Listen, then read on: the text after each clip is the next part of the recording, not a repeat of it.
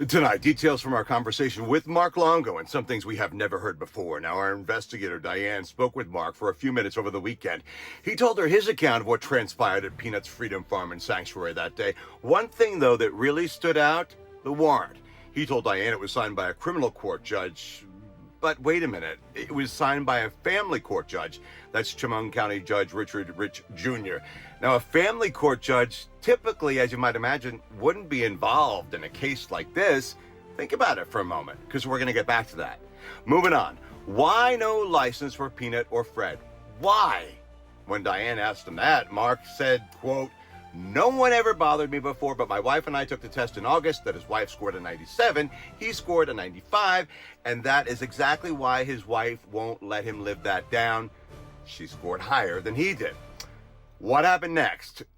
Did they submit the required application forms to meet New York State requirements or Connecticut's requirements for that matter, since that's where he lived up until he bought the sanctuary property in 2023? We're working on confirming if they submitted the paperwork. Also, once all the documents are approved, the DEC schedules an inspection. That can take anywhere from, let's say, a few weeks to a few months. But from the wildlife rehabbers we have spoken with, who have spoken with DEC, they have reportedly tried to work with Longo for years. Essentially, if you will, allowing him to keep the squirrel, Peanut the squirrel, but to keep him on the down low, if you will. Obviously, with more than 1 million followers, Peanut didn't do what they wanted, or Mark didn't do what they wanted, since Peanut had all those followers. And finally, when he moved to New York, apparently they had enough. We're told DEC tried to help him get the necessary license and permit, but he refused. That's what they said. Going back to the comment he made to Diane, "No one ever bothered me before." Last night we talked in the video about a vendetta and how the wildlife rehabbers talked about the government's alleged vendetta against him because he wasn't following the rules. And that, by not doing so, he brought this upon himself, that if he had the necessary permit and or license, Peanut the squirrel and Fred the raccoon, who people seem to leave out, may have still been here today. Another element to this, Mark and Daniela brought Fred the raccoon into the picture and began making him the next internet star. That, we're told, may have been the straw that broke the camel's back. Finally, let's talk about his OnlyFans page.